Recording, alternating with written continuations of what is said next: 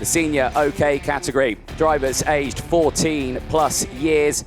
102 entries into this weekend. 41 different nationalities being represented over the class.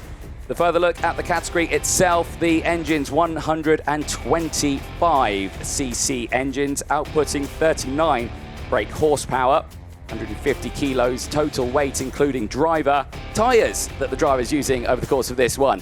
Well, the Maxxis Prime, the MAP tyres that get used over the course of this one. Maxxis Rain, though, the MWs have been used over the course of the weekend, with, of course, the rain falling down. The first day of racing for the champions of the future, and in Friday on the OK categories, it was Noah Monteiro fastest overall. Yeah, everything feels good. The go-kart feels good. Maybe some adjustments to do. It's going to be very exciting because a lot of change of conditions. Never race here in England, so it'll be fun. Scott Lindblom and Salim Hanna would start the day well. Scott Lindblom taking 2 wins over the course of the day. Joe Turney would start a trio of wins as well, ending the day on top with 150 intermediate classification points.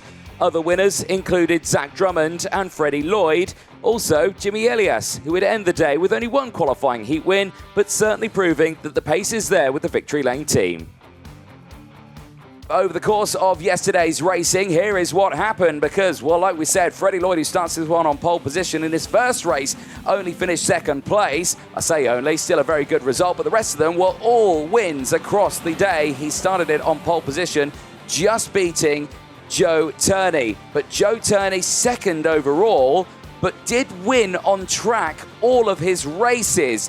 It was only in the last race where he picked up a post-race penalty that dropped him down to 4th place, which gifted Freddie Lloyd that chance to start on pole position for Superheat 1. Gus Lawrence as well was another driver who certainly delivered, the same as Joseph Smith. Gus Lawrence results not taking qualifying heat win, but never being outside the top 5 has put him on the front row alongside his fellow Briton Joe Turney in Superheat 2. But the same like we're saying for Joseph Smith, he's made good moves, the same as Scott Lindblom, Matthew Higgins, Salim Hanna and Dries van Langendonk. They all start in that top area throughout it. One driver who struggled though was Thibaut Ramekers, not having the results he wanted. The driver who leads the senior championship standings right now is under threat from Joe Turney. We are racing, and it is a great start then for Lloyd. And look how much he's trying to get the temperature into the tyres through turn number 1. They all get through the tunnel cleanly, and they all get into the banking all together, which is nice to see. Back at the front then, you can see the rest of the field all trying to scramble to get position over the Litchfield Bridge. Who is going to go on the attack, and that is the Colombian of Salim Hanna, who gets the go-ahead from Matthew Higgins and says, just go, go, go. Don't defend, don't worry about me, you try and catch up to those 3 up ahead, and that's exactly what those 2 are going to start doing. Is now starting to sense a little bit more danger coming from the rear, and down the inside goes Gus Lawrence. A full 1/10 of a second faster, but despite that, here comes Turney. Joe Turney back into the lead of this one. That is Zach Drummond. Zach Drummond, the Briton, is off the circuit and he is furious as Salim Hanna dives it down the inside of Gus Lawrence. He gets up into 3rd place now. Well, Kai Rillarts retires it to the pit lane. The 293 going no further. Now they're battling away in that mid-pack section. And, well, something's happened to McLaughlin, I think, because Finn McLaughlin's tumbling down my order. Looking into the chicane here. There, he makes contact.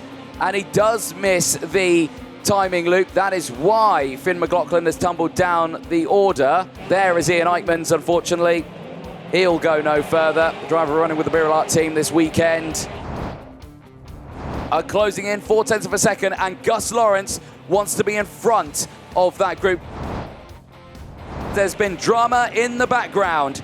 2 drivers off the circuit, and I think that's Luna Flusha who's got caught out with Elliot Kaczynski. But look at Turney here. He's going to go for it. It's the first move, and it's down in towards hairpin number 2, and that was a clean move there. No drama. These two have changed again. Salim Hanna back into third place, has got past Gus Lawrence. There, unfortunately, Tom Lloyd for France and the Turney Kart team is out of this final. As there's yellow flags over on the bridge and two karts off the track there. And that looks to me like that's Andy Consani and Noah Monteiro, the Sodi Kart and the Kart Republic driver, out of this race. There's Scott Lindblom. There is Scott Lindblom, the Fusion driver, out of this race on the bridge. And he just turned in there, and McLaughlin was alongside. It's Joe Turney for the United Kingdom across the line. He wins in the United Kingdom at the PF International Kart Circuit. He becomes not only a European champion, but a double champion in the Senior OK category in 2024. In third place for the Prema team and representing Colombia, it's Salim Hanna.